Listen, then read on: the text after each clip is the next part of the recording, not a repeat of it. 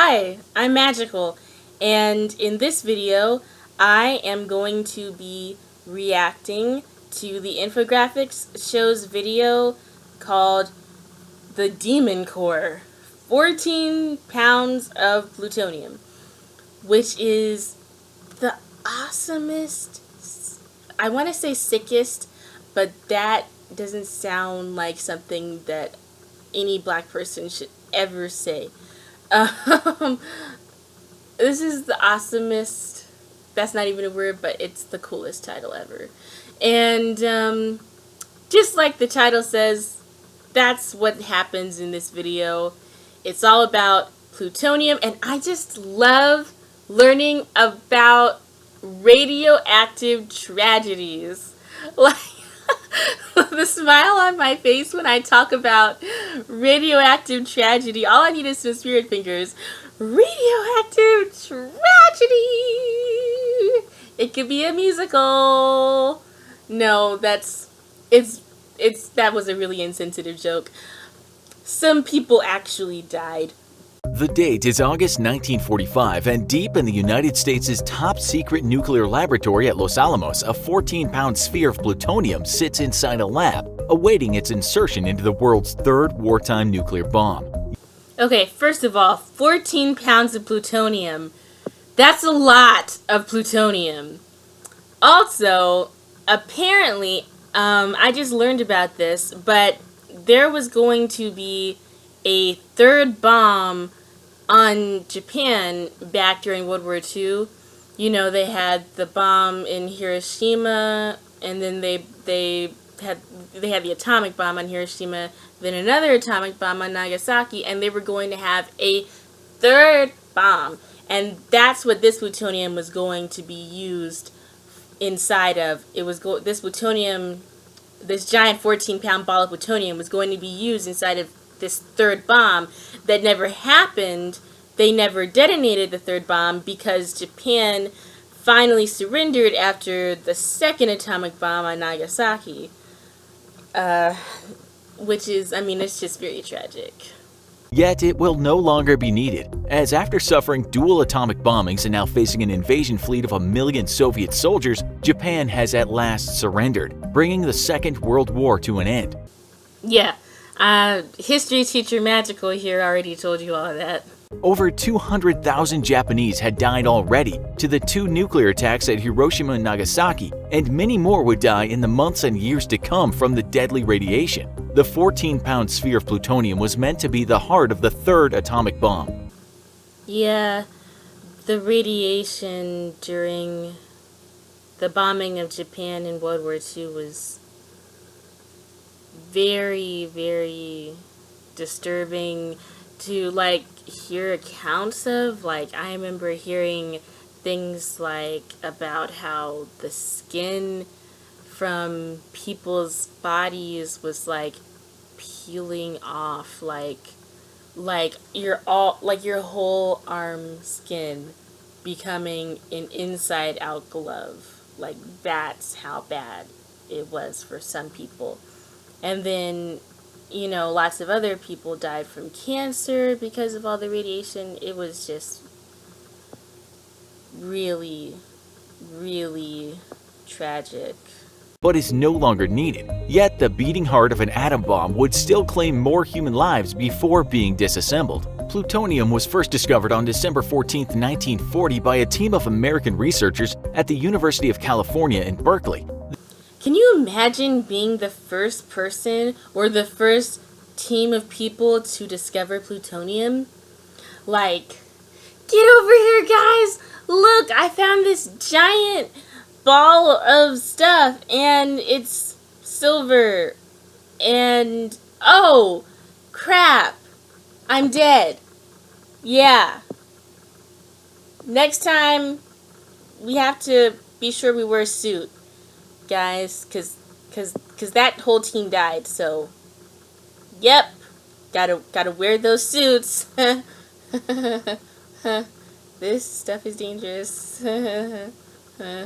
The new element had been produced during deuteron bombardment of a uranium target. The uranium sample began to rapidly emit electrons, which produced a new element, whose own nucleus would then emit a single electron and become element 94, plutonium.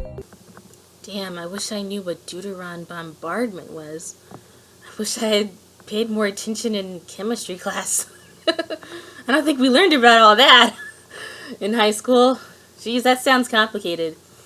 Comment down below, did we learn about deuteron bombardment in high school? Because I'm pretty sure that was too advanced for high school chemistry or even physics class. It would probably be something you would learn more in chemistry, and because it's part of, I don't know, it's physics, but it's also chemistry, so you'd probably learn it in chemistry first and then learn it again in physics. I don't know. Originally, the researchers planned on submitting a research paper to the scientific journal Physical Review in March of 1941. But when it was discovered that a special isotope of the new element, plutonium-239, could undergo fission and be used in the construction of an atomic bomb. Can you imagine being part of the team of scientists that created a bomb that would be used to kill, like, probably close to 1 million people? Damn. I would never want to participate in something like that. The paper was withdrawn and all research immediately fell under the umbrella of what would become the Manhattan Project. The US wasn't at war yet, but with researchers around the world racing to discover the atomic bomb, it could ill afford to fall behind or let other nations get wind of the discovery. Wow, that's a lot of pressure, man, making sure that other nations don't figure out how to create this bomb before you. And then, can we just talk about how cool of a name the Manhattan Project is? Like, first of all, I don't even know why it was called that, but that's a pretty cool name for your secret bomb mission. Also, fun fact, real quick, I'm going to tell you this fun fact. There were literal Russian spies, apparently, probably all over, I don't know, yeah, I'm pretty sure there were actual Russian spies, like, spying, yeah, obviously spy, like, spying on, like, I don't know if it was that same lab, but they were spying on the creation of at least one of the atomic bombs. But yeah, there were probably Russian spies everywhere. And Russia was on its own mission to copy everything America was doing. And then Russia created all of these secret cities, like, that they took off the map, you know, and then they took a bunch of people and then they made those people classified as missing, even though they weren't actually missing. They were perfectly fine and all those people were alive, but Russia said, oh no, you're missing. And then they took these secret cities and they didn't even put them on the map, so no one knew that they even existed. And then Russia copied everything we were doing because of their spies, you know, spying on us. They tried to see, oh, how do you build a bomb? Well, you get a bunch of plutonium and all this other crap, and then you put it into a hunk of metal. I don't know how bombs work, but I'm imagining that's how bombs work. And so Russia tried to copy us, but they really messed up. They didn't know what they were doing. They were touching plutonium with their bare freaking hands, which you definitely do not want to touch plutonium with your bare hands, obviously. And so all the people got really, really sick from radiation poisoning, acute radiation poisoning, and then they didn't know how to get rid of all their nuclear waste. So what did they do? The Russians, they just dumped all their nuclear waste into lakes and stuff. Just into the earth. Nuclear waste, radiation was everywhere. And one particular city I'm thinking of is City 40. I think the name of the actual city is Ozurk now, but back then I think it was just City 40, and I'm thinking about the I think it's called the, I don't know, the Malik disaster or something like that. But all I know is there's this lake called Lake Karachi, and it's like super radioactive. It's like one of the worst radioactive disasters ever. And it's super radioactive today. If you stand by that lake for even 1 hour, you will receive a lethal dose of radiation and you will die. Also, that city is still forbidden to even go into or leave out of. So the people still live there, but they don't live very long because there's so much radiation. So a lot of them have died of cancer and things like that, which is really sad. And a lot of them are actually okay with living there. Like, they actually really like living in this city that's literally walled off and no one can get in or out. And a lot of them feel safe because of the gates that are there locking them.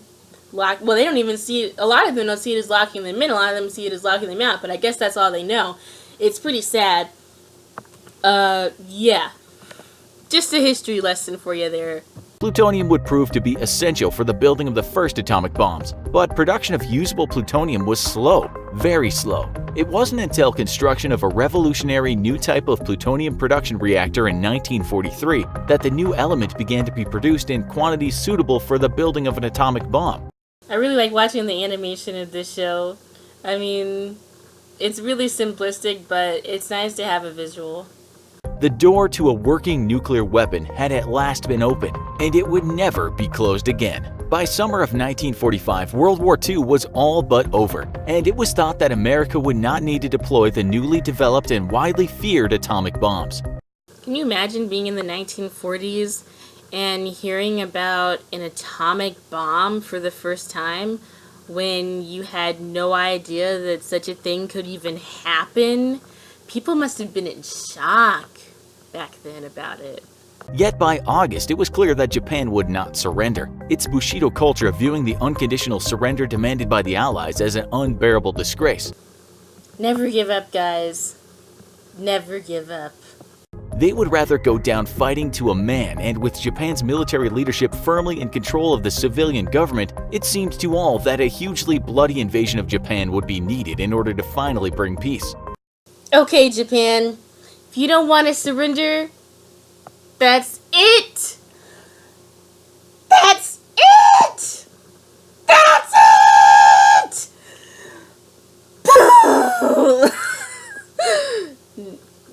I'm sorry, I don't know what's wrong with me. For their part, the Soviets were already massing huge concentrations of troops, recently freed from the war in Europe, along their border with China as they prepared to strike into Japanese-held Manchuria, where over 1 million Japanese soldiers still waited. Once Manchuria was neutralized, they would then look east toward an invasion of Japan itself. Wow, the theme of this video is kind of like just everyone wants to take out Japan. The realization that Japan was between a rock and a hard place gave some pause to American leadership on the use of atomic bombs, but ultimately it was decided that the war needed to end as expediently as possible. Why? So on August 6, 1945, Hiroshima went up in nuclear flames, the victim of the first atomic bombing in history. Initially, the Japanese government refused to believe the reports coming from Hiroshima. The total destruction of the city by a single bomb was unbelievable. Wow. Imagine living back then and hearing about that happening, though. I mean, you would just be in shock that one bomb could take out a whole city. And thus, when warnings came from the US that they would deliver a second atomic bomb if Japan did not surrender immediately, they were largely ignored. 3 days later, Nagasaki joined Hiroshima in the ashes of history, and tens of thousands of people died in a flash of light. America immediately threatened the use of a third nuclear weapon. I feel so bad for all of those people in Japan back then that were living in Japan when those bombs fell. And shortly after, Japan sued for peace. Back home in the secret laboratory of Los Alamos, the 14-pound plutonium heart of what would have been the third wartime nuclear weapon sat in a lab, now unneeded for its original purpose. Codenamed Rufus, the spear would go from wartime use to peacetime nuclear research in a matter of days. So they named named their plutonium core after a dog.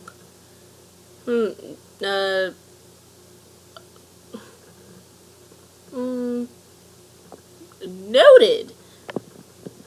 Too bad Rufus turned out to be an evil dog. As there was still plenty that scientists did not understand about nuclear weapons and the materials that made them up. Rufus, as it was known, would quickly earn a much more sinister nickname, that of the Demon Core. Now that name is badass. The first lethal accident caused by the core happened just 2 days after the cancellation of the Demon Core's bombing run, and less than a week after Japan's surrender. Damn, that Demon Core wasn't messing around. 2 days later, you're dead. In Los Alamos, scientists were conducting experiments to measure the threshold at which plutonium would become supercritical. Okay guys, put your listening ears on because this part is a little complicated, but it's easy to understand to me. This was the point where a fissile material, such as plutonium in this case, accumulated in a small enough volume so that each fission event of the material would produce a neutron that would in turn strike another fissile atom and cause another neutron to be created, which would then strike another fissile atom. Gotta love science.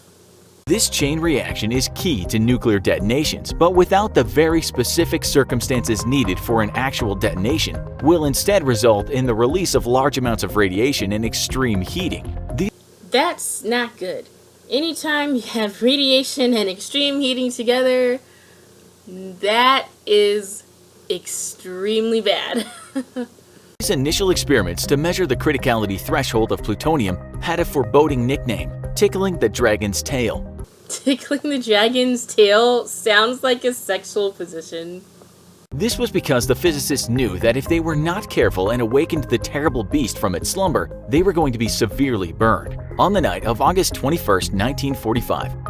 Awaken the Beast sounds like a really great metal song. Also, anytime a narrator says, on the night of blah blah blah, you know something bad is going to happen. You know someone's about to die.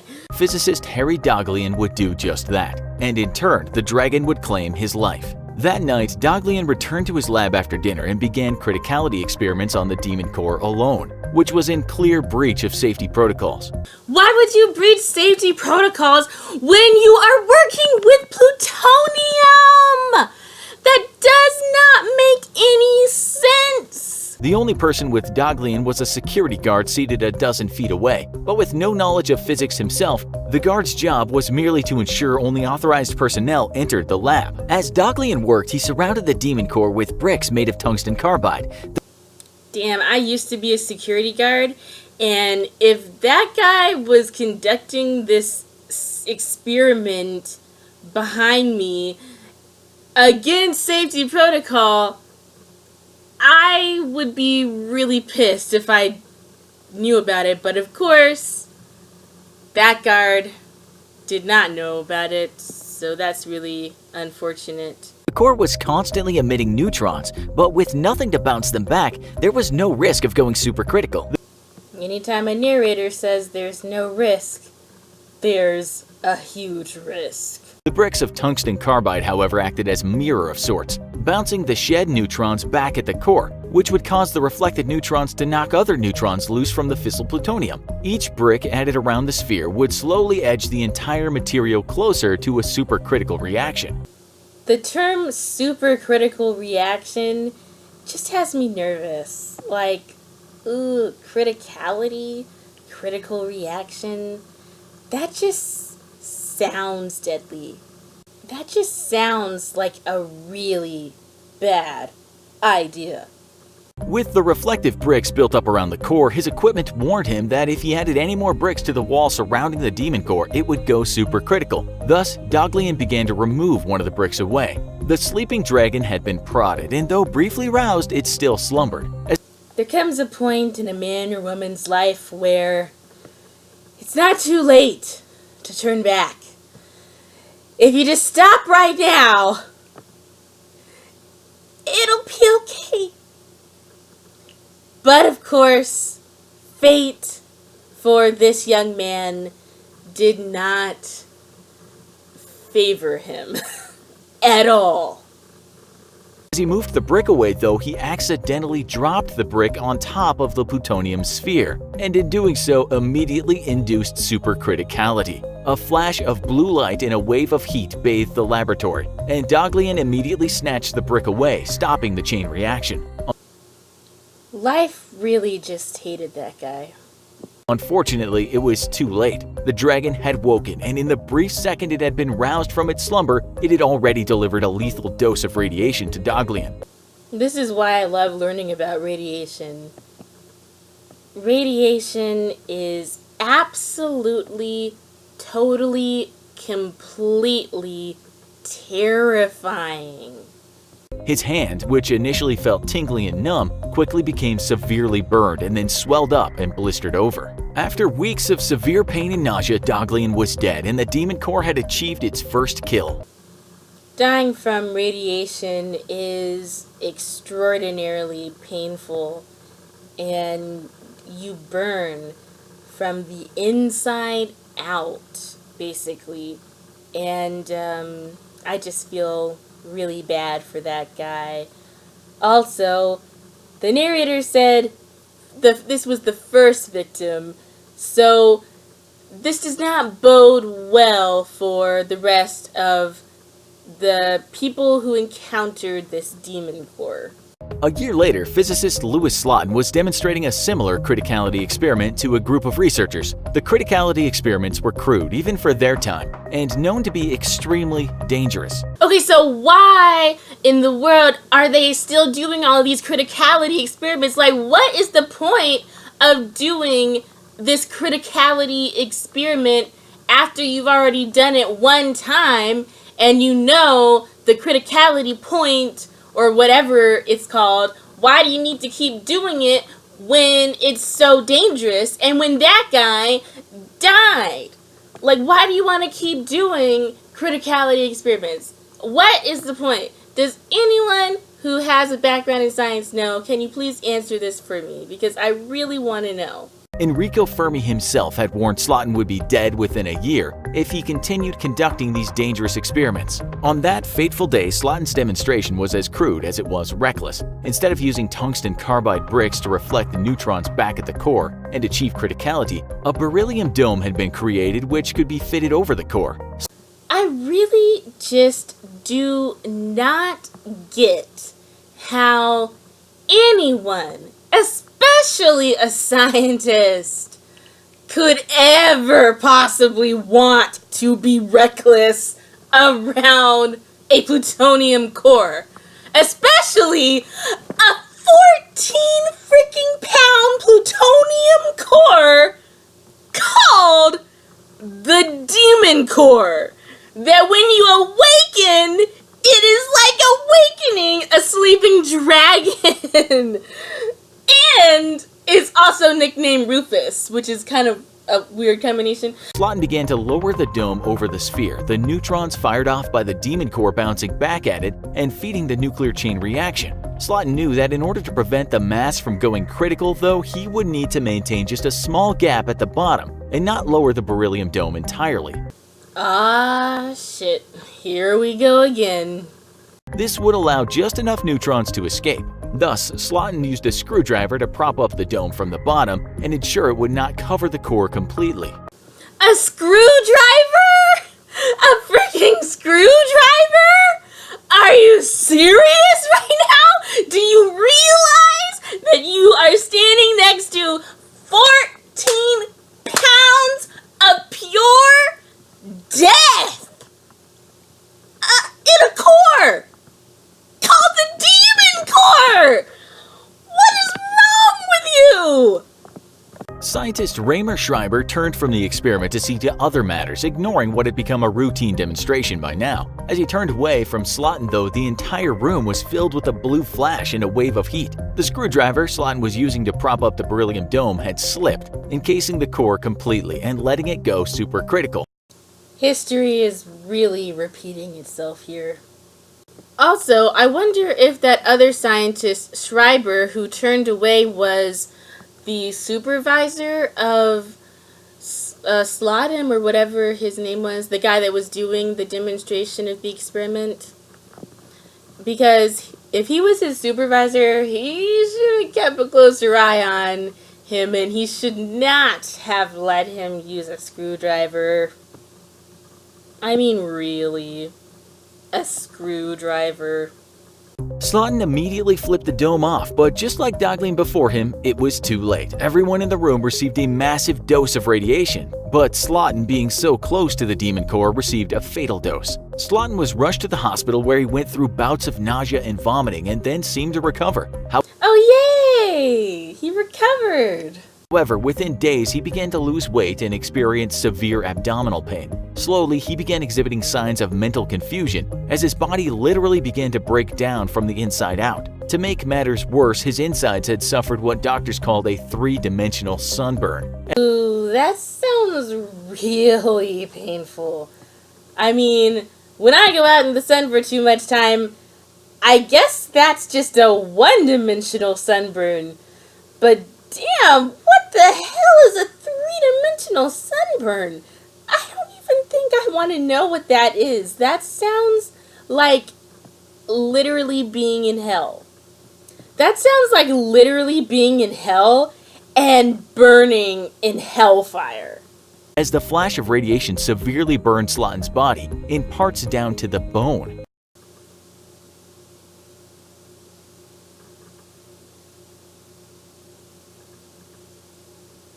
9 days later, Slotin was dead, the second victim of the demon core. New procedures were immediately implemented to halt the reckless hands-on criticality experiments. Finally!